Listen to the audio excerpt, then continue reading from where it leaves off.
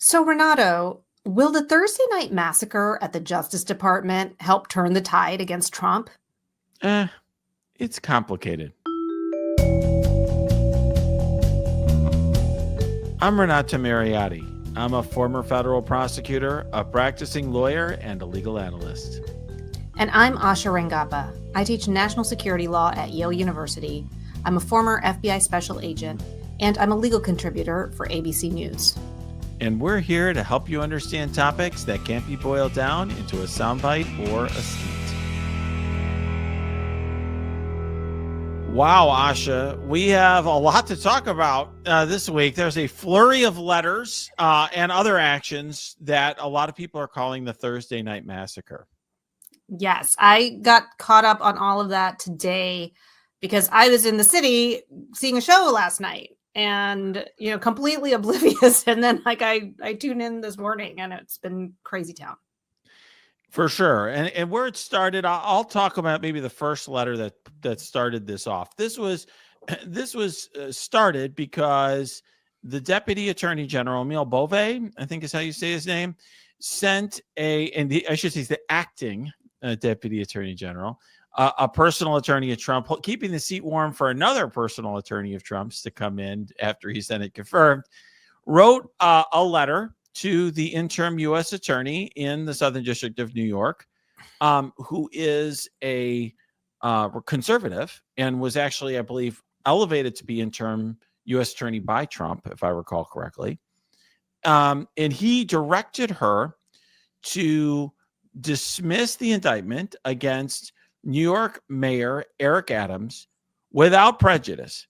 In other words, so that the case could be brought again in the future. And in fact, the idea is, according to the letter, that a future U.S. attorney appointed by Trump and Senate confirmed would reevaluate the case and make a determination regarding whether the case would go forward. But for now, it needed to be dismissed for a couple reasons.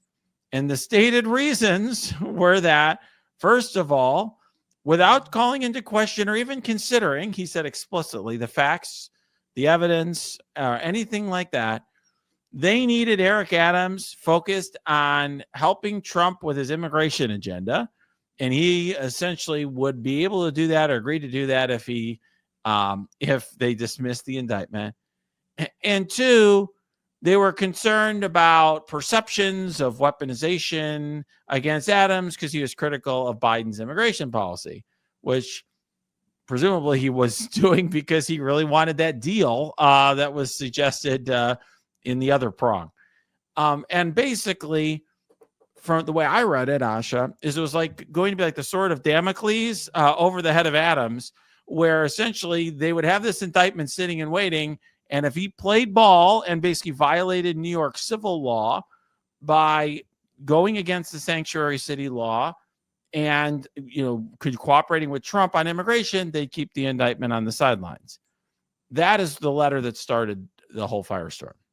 Yes. And there was also the suggestion that the former U.S. attorney for New York, Damian Williams, was, that this was a politically motivated prosecution. That's right.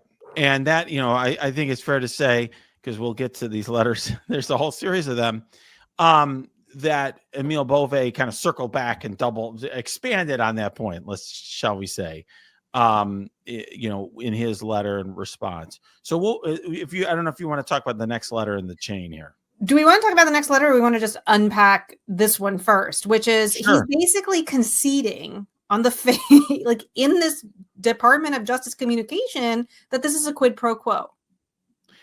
I think, I'd say he's suggesting. I would not say he's conceding that. I think he's suggesting that. Isn't he comparing it to the Russian prisoner exchange? He did, and that's why I say suggest. He's comparing it to that, and basically, do you really want to be the Russians in this scenario? You know what I'm saying? I hear you. So, and in a later letter, without spoiling anything, there is a suggestion that that's basically saying this is a quid pro quo. I think he strongly hints that it's a quid pro quo. Let's just think about it in the alternative. Let's say it wasn't, right? Well, then why couldn't whoever, if Adams was under indictment, why couldn't he continue? Why couldn't he do this anyway? Mhm. And why couldn't, if he was so distracted by this, why couldn't he have somebody else take care of it? Right. I mean, it's not like he's the only one running New York's government, city government. So I think it sure looks that way, would be the way I would say that. But what I thought was interesting about it, Asha, I have a spicy take on it. I thought it was very interesting that they didn't feel like they needed to try to pretend that this was anything other than what it was. In other words, another way to go about this would have been to say, we've spent a lot of time looking through all the files, and we have come to our own independent determination that you don't have the evidence. The evidence isn't good. We've looked at all this, the evidence, and we've just made that determination. So I'm overruling your take. And so you're wrong on that. And that would have been interesting because it would have been dishonest, perhaps. I don't know. I haven't seen the evidence, but presumably that's why they didn't do it. But it's interesting because that would have been harder it would have been more fact specific. It would have been more murky. They did not do that. And perhaps to me, it was almost like a sign of whether strength or hubris. I don't know, but they basically felt like they could just say it out loud. Right. To do what you said might be the smarter thing, or, the one that tries to at least create some veneer of legitimacy, would be sort of similar to what they did when they fired James Comey.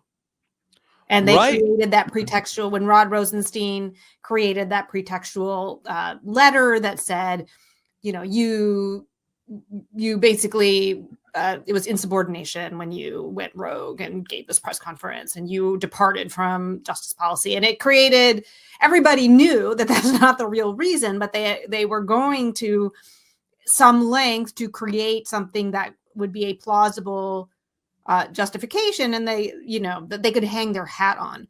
And I think what you're saying is they're not hanging their hat on anything here. And I don't know that it's strength or even hubris as much as, and this might tease our second block a little bit, a sense that they don't need to be accountable to anyone or anything. That's how I read it. We're just going to tell you what we're doing because we just don't, give a crap. Just, like, in other words, there's almost like some glee and pride in the fact that they are able to kind of have this power or coerce. I mean, Eric Adams and the DHS guy are on Fox News laughing about how this is a quid pro quo, basically. Well, it's interesting, but I think that's just an interesting and under-discussed aspect to this, and that's why I brought it up. Because if you use the example of what Rod Rosenstein did, totally dishonest enabler, in my opinion. Another dishonest enabler is Bill Barr, and what he did around the Mueller reports the same thing. Oh, it exonerates him essentially, right, or whatever he said. They didn't have enough evidence. He made his own determinations, yada yada. I mean, that was a lie. He just lied about the contents. Yeah, he lied. It was an attempt to deceive. Yeah. And that, but Bove didn't feel like he needed to do that. And I think it's interesting. You're right, Asha, that this administration has made a determination that we don't have to play this time. We don't have to pretend to go through the motions. We have the authority. He's the president, and we can just go out and do what we want to do. And he's got the authority to do it. And one thing that, Bove leans a lot on is, hey, he's the only elected person in the executive branch, and this is the will of the people, and so on. So I think it's interesting because it is provoking a reaction, and it is directly, you could draw a direct line between their decision to take those positions publicly and the reaction. If they had made it more complicated, I don't know if they could have or would have gotten the same result. It's interesting. Yeah. Bove is kind of a clown. So it's hard to say, what his goal is in doing this. If he's performing for Trump, if he's just kind of high on his own supply. But yeah, so his letter prompted a response from the U.S. attorney. Danielle Sassoon, which I think she spent a few days, and it's a very well researched letter and response, 8 pages long with case law. But she basically goes point by point and says, I would not be faithfully executing my job and my duties and my oath to uphold the Constitution if I go along with this. Correct. And it's interesting. She addressed it to Pam Bondi, essentially of going to Beauvais' supervisor effectively, or, to try to address it to her. And she didn't get a reply. I mean, not to spoil the next pieces, but she did not get a reply from Pam Bondi, but it was interesting. Another thing, to point out, as I mentioned earlier, she's conservative. She clerked for 2 conservative judges, including Justice Scalia. She's, she, like you said, I thought it was a very well put together letter, and it was thorough, and it was very carefully considered and very well written. It definitely reflected well on her.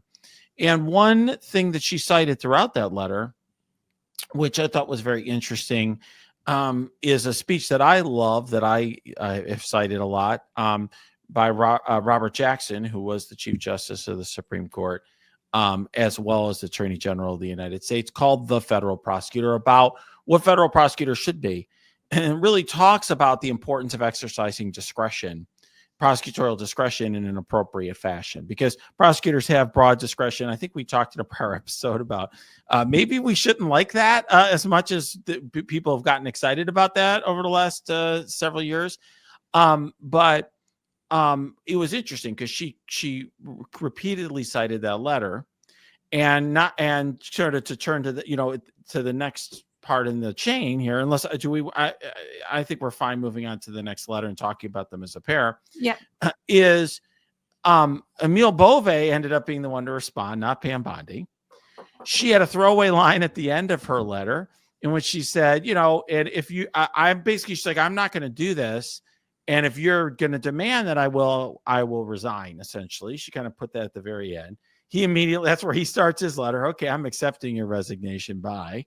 And he tries to turn that on her by suggesting, like, hey, Robert Jackson wanted, a regulated federal prosecutor, and this is the one duly elected guy in the executive branch, and he's the one directing you, and you are substituting your judgment for the president of the United States, and so on and so forth.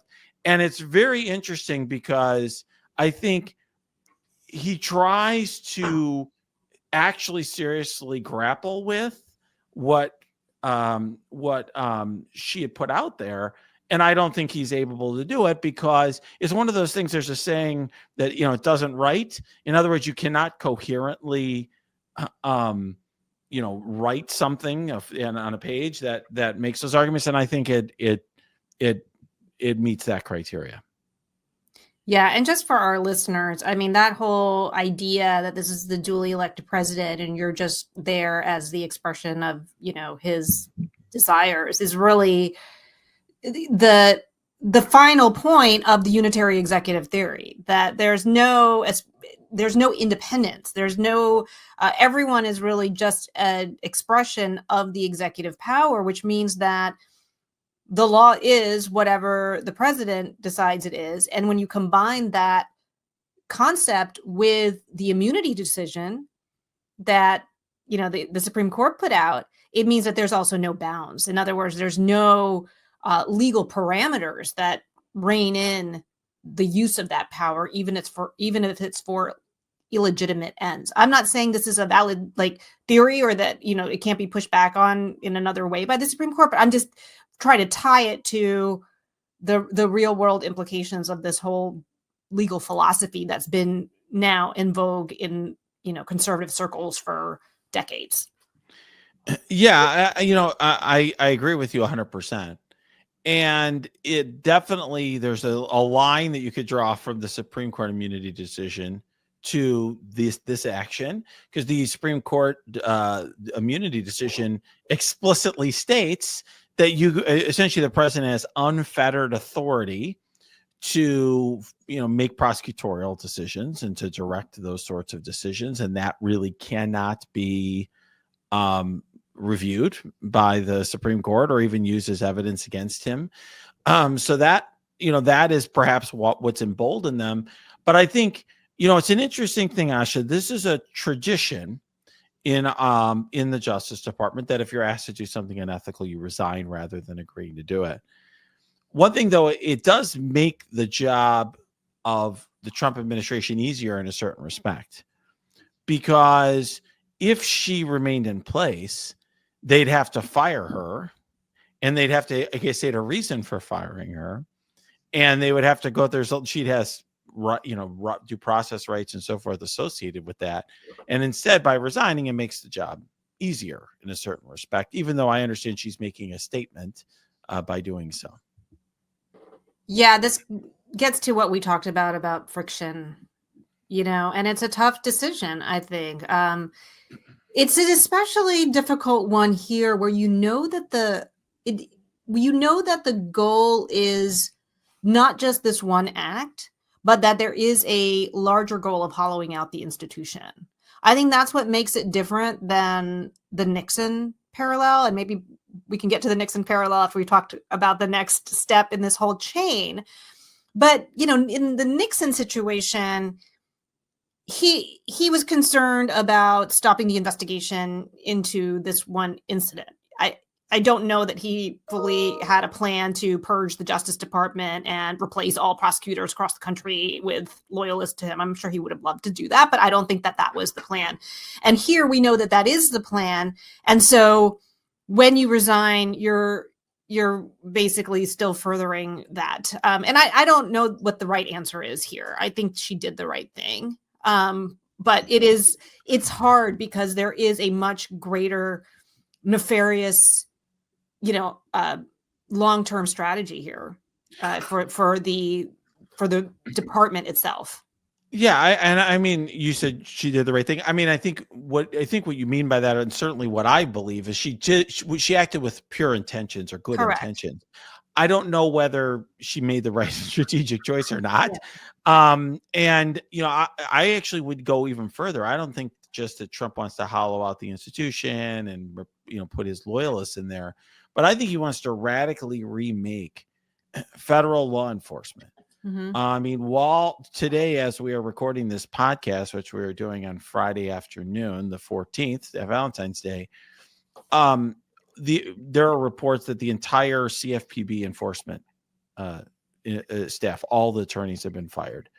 The cyber unit in the SEC has been shut down.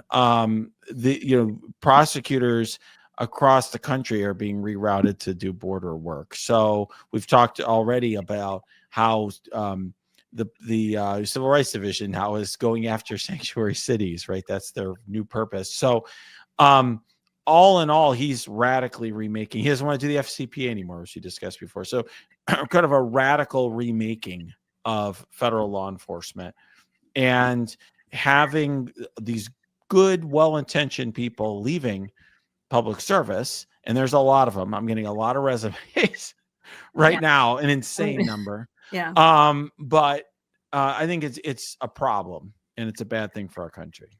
For sure. So let's talk about the next step here.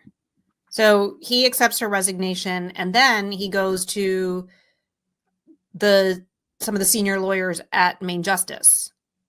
Right, in the public integrity section. And basically says, okay, public integrity section, which is the section of the Justice Department that investigates public corruption, ironically, and basically says, you need to dismiss this. You need to file a motion to dismiss this indictment.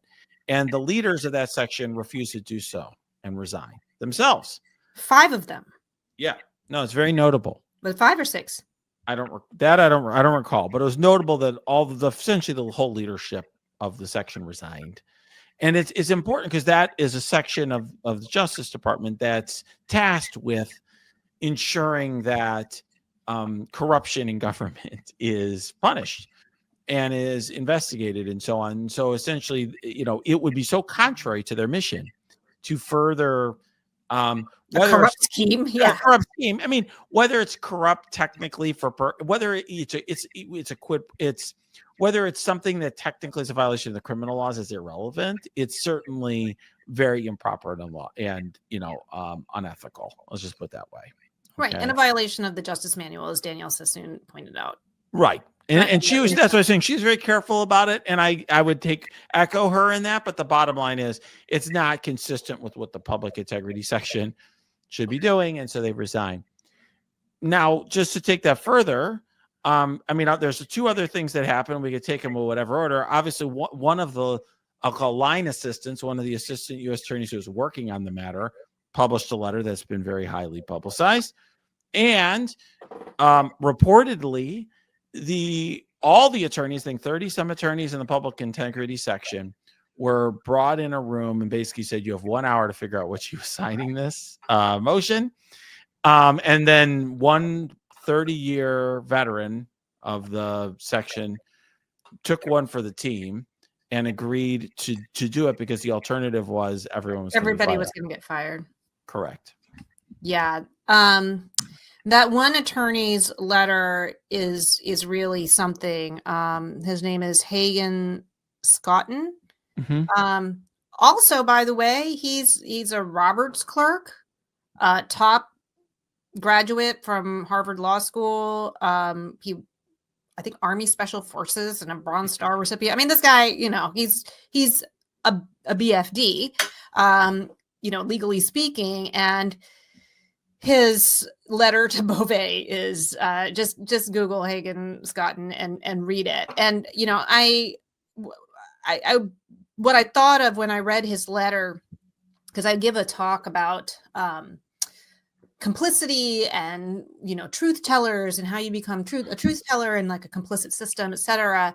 And I use the concept of parrhesiastes. I think I'm saying that right. It's the Greek idea of a truth teller. And the Greeks said that a truth teller has to have 5 characteristics.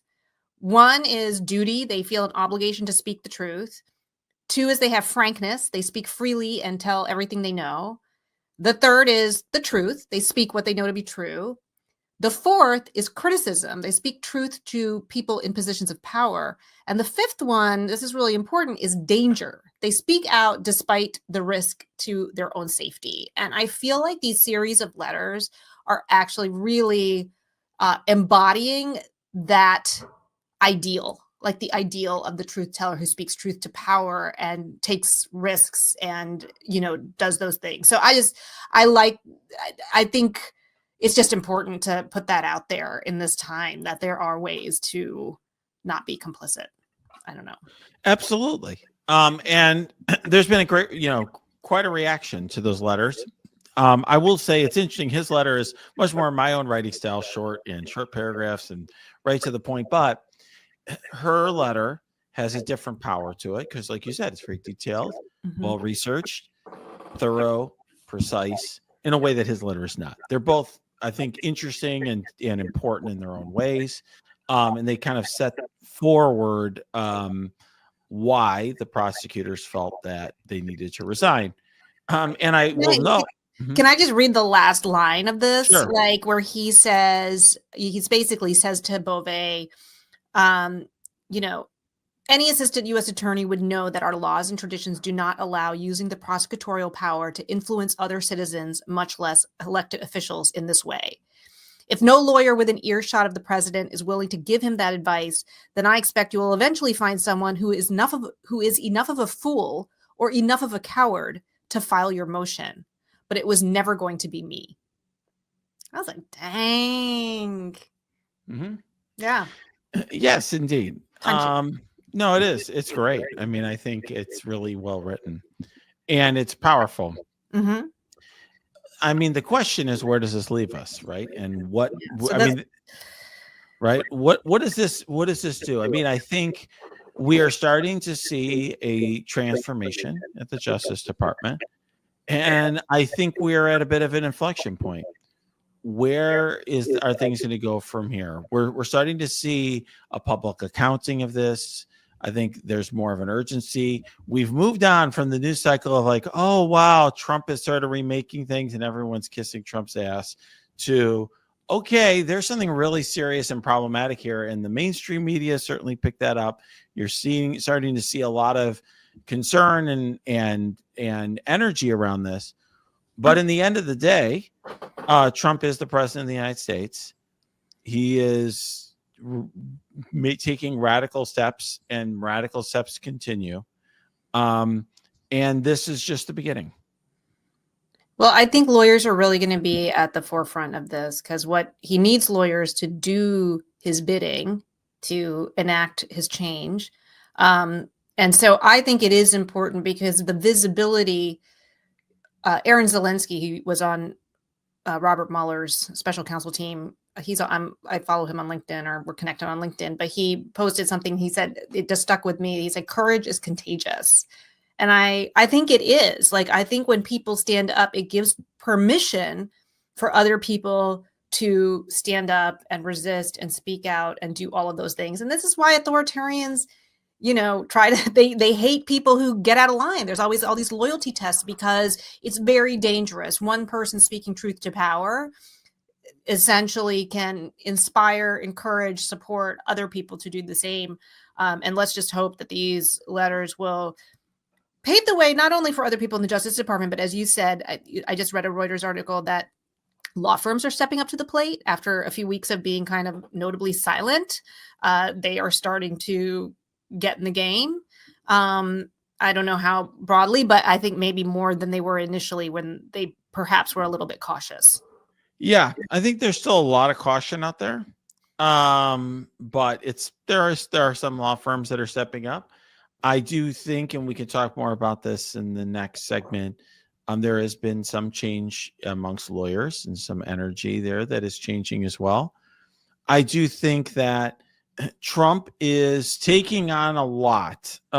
He is not shying away and being incredibly aggressive. I think it's fair to say that the first 100 days of his second presidency may end up being, and this is really something, the most consequential first 100 days of any president in the United States history. Not in a good way, but I think very consequential in terms of having ramifications for our country, and maybe for actual individual people in their day-to-day lives. Absolutely. People talk about let's say the first 100 days of FDR's presidency, and there's all this regulatory state created, but the destruction of more than that, not just saying, okay, CFPB, we're going to just gut you. Literally, you go to the CFPB website and you get a page not found message, which is true right now, on the homepage. But, also just radically, changing the notion of how the rule of law exists, and what offenses we prosecute and what we don't prosecute. In the TikTok matter, changing and, how he views a law that's been passed by both houses of Congress, signed into law by the prior president, appropriations, which you and I've talked about before. I mean, there's a lot there that is changing. And I think we still don't know exactly which way our country is gonna whether it's gonna go. Whether will there be enough pushback? But it is starting. There is hope out there. I think I may be the sad panda on this, but I'm starting to see more optimism. I'm starting to sense more optimism. Well, let's hope so. So to continue, I think in kind of the same vein, but slightly adjacent, maybe, in terms of lawyers and speaking out and stepping up. Or was it earlier this week? Every day blends together now. Earlier this week, it was on Monday. The ABA released a message that it's entitled "The ABA Supports the Rule of Law." It was written by William R. Bay, the president of the American Bar Association. I reprinted it on my Substack, and I also posted it on LinkedIn. It's a very, very powerful statement by the American Bar Association, and it was coming on the heels of J.D. Vance tweeting something about courts not having authority to, review the legitimate actions of the executive branch, which was a very, very alarming statement to make. I think he was making a very cleverly worded statement, which we can talk about, but the way that it was interpreted really augured kind of a dangerous path. One thing I will say, and I want to make sure I point out, I mean, this is another example, Asha, of one person making a difference. Bill Bay is a former law partner of mine. It's not, and I admire what he did here.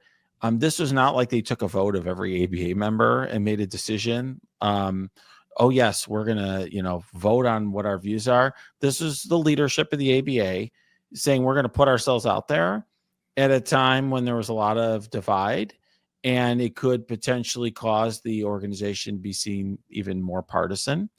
And it is still a very, I would say, non-political, bipartisan, or nonpartisan institution for American lawyers, and a lot of us are members of the ABA. So I thought it was another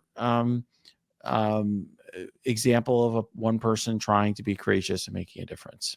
Right. And I think Mr. Bay took great pains to be politically neutral.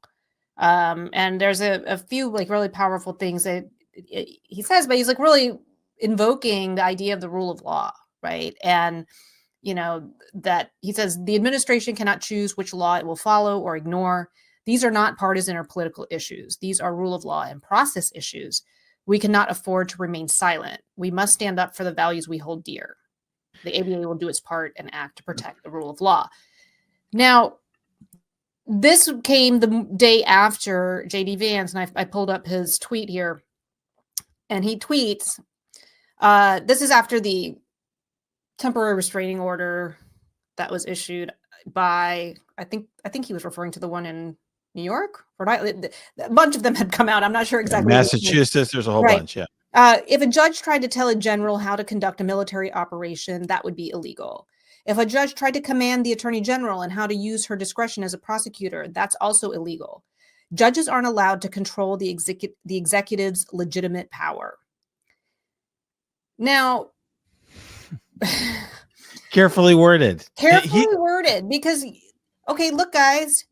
Yes, he's making an assumption there. This would be kind of like a trick question on the LSAT or something like that. Judges aren't allowed to control the executive's legitimate power. He's making an assumption that a power is legitimate. In such an instance, then yes, it belongs to the executive. But guess who decides whether it's legitimate or not? The courts. Yes.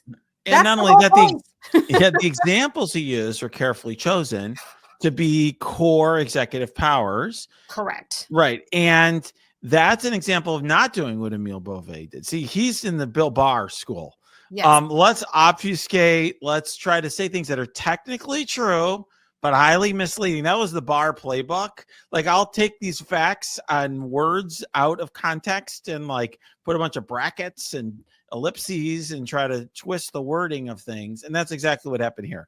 He took a couple examples out of context and tried to make the point that judges can't constrain the executive branch at all, and judicial opinions can't. Right. And it's just, I mean, I pointed out on Blue Sky, one of the most basic constitutional law cases about presidential power is the Steele seizure case from 1952. And that is where President Truman orders his Secretary of Commerce to seize steel mills during a steel workers' strike during the Korean War. And he invokes his war powers.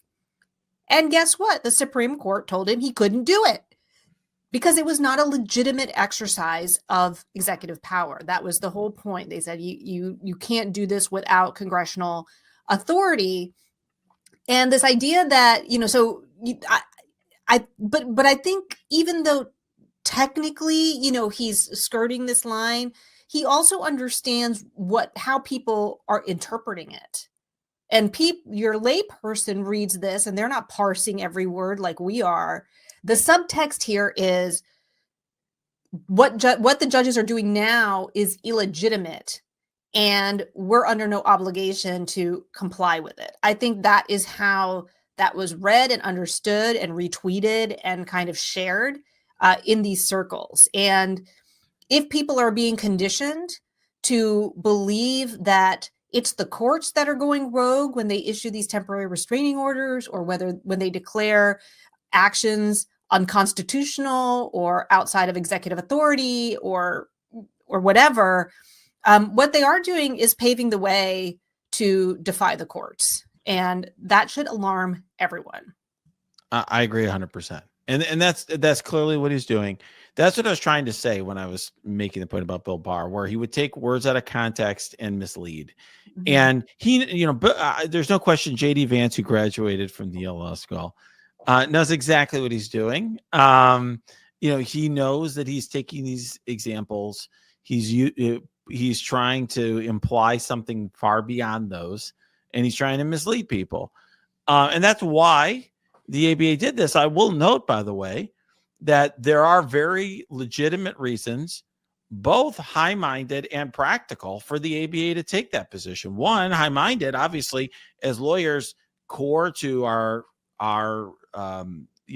profession is upholding the rule of law, and that's something that is an important value in our democracy. Secondly, that is literally what the entire legal profession is built on. Could you imagine what are lawyers going to do if no one has to follow the laws? What's the point? If it's just about cutting deals with Trump and there's no laws that matter, you're not going to have a legal profession. So in many ways, Mr. Bay is not just, and the American Bar Association are not just their reason for existing. Right. They're basically like not just standing up for high-minded stuff. They're like, hey, we all need to be employed. This is our entire profession here. So yeah. Yeah. But I mean, look, I think it's interesting, that he says this, and, that people, at least on the right, have kind of gotten on board. It becomes, we don't have to obey. And he said that, I think, even when he was, before he ran as vice president, I think there was an interview where he invoked Andrew Jackson. And so he, that's definitely kind of the, where he's going. And it's funny that, when you look back, it's clearly like this, it only applies to one party, because I didn't see anyone complaining when the Supreme Court told Biden that he couldn't cancel student loans because it was outside of his executive authority. Nobody said that, courts can't control him. But now it's become this convenient line. And I mean, I'm curious, how far along that path you think we already are. I mean, and I know we've been in discussions with some other colleagues of ours where there's some debate on, that they're still, to connect this to the first segment, that at least on the court front, they're still doing the kabuki dance of pretending to comply or pretending to care. Right. You and I spent some time in your office hours for your Substack talking about this, because you were in a particularly sad panda mode. It was great. It was a great change of circumstance where you were sad panda and I was the optimist. But I made that point, right? Because that was part of my view of this, is that it's interesting. See, I find it's interesting what Trump and his folks do. Like, I think it's interesting to see the things that they're willing to do and the things that they're not. And, I thought, just like in the last segment we talked about, I thought it was interesting that Bove didn't think he needed to lie about what the rate and sort of create a cloud around what happened. I think it's also interesting right now they're playing the game in the courts. They're not going to the courts and just saying, screw you, we're not going to bother. You could issue orders, they don't mean anything. They're not doing that. They're showing up in court and they're making arguments and they're going through the motions and they're doing their appeals. They're playing the game and they're following the format, and they believe that right now they can't just completely defy the courts. And there are Republicans who have made clear, particularly after the vice president's, J.D. Vance's comments, that they do not believe that we should justify the courts. And I think, Asha, there are at least 3 or 4 Republican senators that have that view, and that could create a problem for the administration, because they need those senators to get nominees confirmed and to get bills passed and so forth. Right. One of those senators was Josh Hawley. There you go. That says something. If Like, Josh okay, Hawley, I know it's like that's where like my soul splits in two and disassociates or whatever, because I'm like, oh my god, I agree with him, or he's actually saying something sane. But basically, he was like, oh no, I don't think you can just defy a court. It's like, duh, like why does this obvious thing that undergirds our democracy have to be said? But this is where we are, and I'm curious, what you think about the court's role in these kinds of things to assert its authority. So, for example, with the dismissal of the charges against Eric Adams, and this procedure better than I, but that it would require leave of the court to do that. Does that mean that the court has discretion? Like, if they see something that is nakedly corrupt, can the court I don't think have so. an I mean, in other words, where can the court, like, is a court just like, we're a neutral party and we just keep like? In that context, it's different. And here's what I would say about that. I think the court may ask some questions and may note some things and say some things that'll get attention. I wouldn't be surprised in this case if that happens. But I think if you look at the case law, if a prosecutor wants to dismiss, the judge pretty much has to go forward with that. And the defendant still has constitutional rights, for better or worse. I mean, in other words, if you think Adams has broke the law with his deal with Trump, then you have to deal with that separately. The bottom line is he does have constitutional rights here. And it will be very hard pressed for me to see what the reason would be why a judge wouldn't grant the dismissal. Create a lot of issues. What if Eric Adams literally handed a stack of cash to the U.S. attorney in front of a judge and was like, "Thanks for dismissing the charges"? And then the court, in other words, if that's a J.D. Vance example, you carefully worded it in front of the judge. Yeah, the judge has inherent authority within the four corners of her courtroom or his courtroom. That's different. Okay, so they do it outside in the hall, and the judge is not going to take that into account. Yeah, if, for example, the judge hears evidence that this is the result of a bribe, a judge is not a prosecutor. Their job is not to investigate crimes. No, but then the judge could be like, I can't dismiss this on this, like, it's then the reasons that are being presented to me are not, they're not true. How does a judge? No, but what's happening is that the prosecutor's just saying, I move to dismiss. I have the authority to dismiss. I'm moving to dismiss. Third party X comes in and it's like, wait, I saw them out in the hallway doing XYZ. I would say, a judge can make a referral to the U.S. Attorney's Office and say, I've heard this in the courtroom or whatever. I've heard, someone has brought this to my attention, but is a judge really going to conduct her own investigation or his own, in this case, it's his own investigation and determine herself or himself that I have determined that there's something corrupt here? And what's the authority for that? If there were a jury trial and there were reports that came in that a juror had been bribed or, tainted in some way, they would. That's different. That's this judge has a judge. It's part of judicial authority to conduct the trial, and they have a constitutional responsibility to ensure due process. Right, and I'm not talking about investigating the bribery thing. That's not the crime. Right, I'm asking at what point they can use a nakedly corrupt, filing, and be like, I'm not going to do this right now, or I'm not until I get to, or I don't think it'll be understand that this is done in good faith, like that this is not a corrupt action. Like, I'm not going to be complicit in something that is a corrupt action, because so a nakedly corrupt thing would be like an agreement that's entered into the docket that says, in exchange for doing XYZ, we're going to dismiss this without prejudice or whatever, and that sort of thing. And if you ask the judge to approve that agreement and withdraw it on that basis, that would be one thing. But I don't think that's what's going to happen. There's going to be a motion, a bare bones motion that says the United States is determined that it is no longer going to proceed, and by agreement, the parties agree that it should be dismissed without prejudice. So that's all it's going to say. And the judge doesn't really, like, what's the judge do? Have some investigative authority to be like, conducting an investigation? That's just not what the judge should do. That's not the judge's role. So I don't think it's going to happen. But I would just think that with all these resignations, that there would be some pause before the judge just kind of like robotically does what they normally do. And I think I'm asking this question because I think there's a question here on how much the Trump administration is relying on the good faith actors acting as though it's business as usual. And kind of following kind of norms when, because prosecutors do this and they're normally acting, in good faith. Or this question also comes up with the governor of New York, for example, removing Eric Adams from his position, which I think she has the authority to do. And, at least as of a few days ago, she was like, well, I'm not going to do that because that would be undemocratic, but it's like, we're all sitting here watching this, this actual weaponization of the rule of law to benefit, political aims.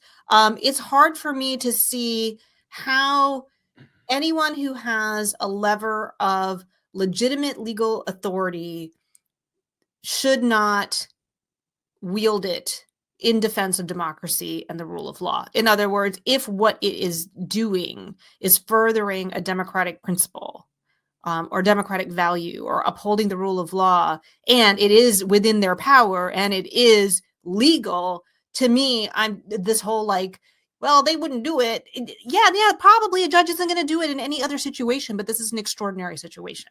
But what you said is if the judge has legitimate authority to do it and they're doing it to uphold the rule of law, the whole point of the rule of law is that the judge acts within the four corners of his or her authority.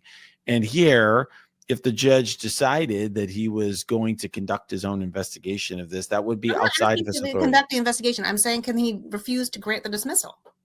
On what grounds? I mean, I don't see how he could just do that. Based on what? Like, I don't think he has the basis to do that. So I think that if the rule of law means something, judges need to act in accordance with the law, period. And in this sort of case, it's going to generate bad results because prosecutors do have the right to drop cases. There's going to be a lot of drop cases, Asha. I think there's going to be a lot of cases dismissed. And judges ultimately can't substitute their discretion for Trump's. One thing that I think is a dangerous thing is trying to bend our institutions to solve problems that really we need the populace to solve. And ultimately, I do not think we should have a situation where Trump can legitimately say the judges are going outside of their proper bounds. And then that becomes the issue. You have Court of Appeals judges and Supreme Court saying, no, actually, Judge Ho or whoever it is in this case acted improperly by doing something without any basis to do it. I think then that becomes the story as opposed to the story being that Trump and his leadership at the Justice Department tried to do something that was corrupt. All these prosecutors resigned. They had to basically effectively threaten the livelihood of all these Justice Department attorneys to get somebody to even sign it. And that's the end result. And it's on him, not on the judge. What do you think about the Governor Hochul situation? I think it's interesting because I understand her thought process, which is there's an election coming up, a mayoral election, and she can let the people of New York throw him out, and then it actually becomes a rallying cry for people to care in that election and generate a lot of interest in that election, rather than her insert herself and then Eric Adams as a talking point that he's been tossed out by the powers that be and blah, blah, blah. As opposed, he could run against her effectively and run against the system, as opposed to just letting the people, rally up and throw him out. I think that's what she's thinking. I don't know. That might be, that was before a lot of this more nakedly corrupt stuff has come to the fore. But I'm also surprised to hear you say this, Renato. I'll be honest, because I feel like, I'm in yeah, trouble. I'm in trouble. Okay. yeah, because when we were talking about the Jack Smith case, as he was wrapping up, I feel like you thought, maybe I'm misremembering, that you thought he could or should dismiss the charges against Nauta and De Oliveira in order to allow the release of volume 2 of his report, because there would Right. not no That's what longer that's be. what And that would be something that, normally wouldn't happen in the normal course of business. So it did seem like there was at least one situation where you believe that he should use this lever that he has in his power to do something, kind of with a eye to what would serve the best interests of, even if, in a normal situation, you would continue that prosecution until somebody told you not to, you couldn't do it. It's interesting though. See, although he has a very broad discretion to bring and dismiss charges. Now, I suppose ordinarily he wouldn't do it in that circumstance. I suppose you're right, but the question is really what's in the best interests of the United States, and in that circumstance, prosecutors have wide authority to make prosecutorial decisions. Here, the difference is a judge who doesn't have the authority to make prosecutorial decisions, observing, a lot of public reports that indicate that something corrupt has gone on, and doing something that they don't actually have authorization. Being complicit in it. I don't think so. I don't think the judge is going to be complicit here. In fact, the judge I suspect the judge is going to ask some questions of the attorney who shows up for the Justice Department, whoever that may be. I also think the judge is going to probably make some comments. Like, for example, I'll give you an example.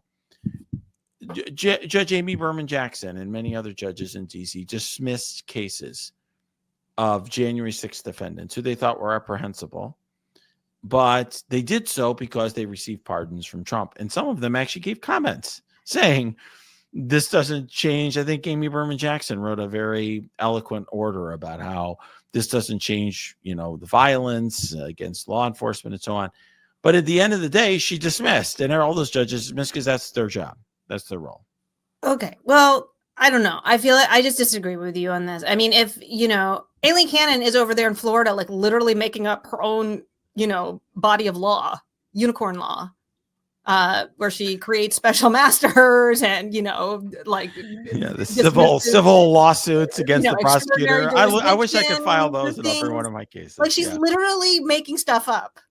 And, and I guess we have just lived with it.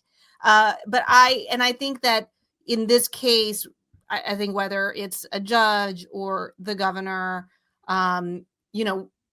these are facts on the ground, and I think it ought to inform how they exercise their power. I do think that what the governor does is different. I think the governor is more, her decision is more, that's just, she has the power to do that. And the question is, does she exercise it? And that is a political decision in many ways, probably for her, or what she thinks the right thing to do is. And I don't know the answer to that, but I think that's different than the judge scenario. That's my take on it. Okay.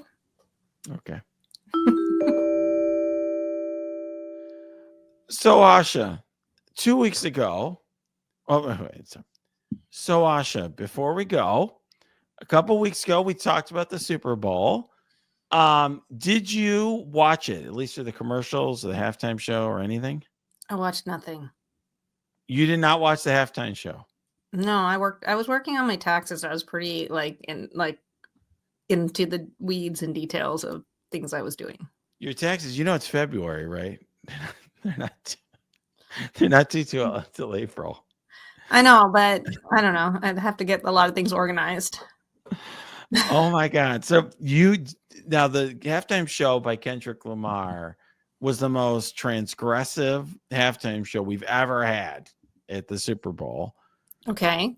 Did you didn't see it. Do you know who Kendrick Lamar is?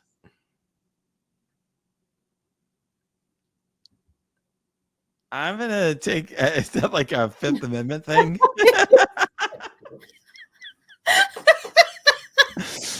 Oh my god! Oh my god! So like his whole beef with Drake and all the song, like Not Like Us and Euphoria, and all, you didn't know any of it. No, I don't know any of this drama. Well, there's a beef between Drake and Kendrick Lamar. Okay. And Kendrick Lamar absolutely devastated Drake with some very big songs. These are singers. They are rappers. hip hop artists. Well, I think part of it is Kendrick does not think that Drake is actually a rapper. Like, okay. He's like, I like Drake better with the melodies rather than when he's acting tough. I don't think he thinks he's a real black guy. I don't think he's got a lot of opinions. Okay. So he accused Drake of being a pedophile and a lot of other things. And he wrote a song this is like a long time ago, not during the halftime show. Oh, during the halftime show. What? Oh, yeah. Oh, okay. Oh, you missed a lot. Watch this. Okay. Yeah. So Not Like Us was like the biggest hit of the year, I think. It won Grammy. It was a big deal. And Kendrick's got like a whole, I mean, he's really got a lot of powerful views. I mean, he's sort of in the Malcolm X tradition, maybe, about his views in the Black community. So in any event, he had a halftime show that was very a critique of white America, I would say, and also really, I mean, was sort of finished off Drake. And he actually had Serena Williams, who's Drake's ex-girlfriend, does not like Drake very much, dancing. And she did the crip walk to sort of, it was the whole thing. Oh, so, okay. All right. How was it all received? I did miss it all. It was very divided. I mean, Trump looked he was scowling during the whole thing. A lot of the Republicans are like, this is DEI, in action. And it was a very split, but a lot of, I mean, I would say music critics thought it was great. I mean, Kendrick's very well received. He's won a Pulitzer Prize. I don't think we can stop for a second. What is DEI? Like, so rappers now can't be black? That's DEI? Well, everybody was black. All the dancers, everybody was black because he was partly making a statement. Everybody, I mean, honestly, there's a prison garb, red, white, and blue. He had Uncle Sam, Samuel Jackson is Uncle Sam. He did a whole thing. But I feel like in the arena of hip hop and rap, like it would be white people who are DEI. That's actually the point. There's some great like social media statements from black people who are like, yeah, we don't have any DEI. That's why there's no white people in the performance. It was great. It was, like I said, you missed the whole thing, like a whole national moment. I did. I was just trying to check out from like, I needed to just be ensconced in my Banktivity spreadsheets. You missed it. Well, maybe next year. Thank you for filling me in, though. Indeed.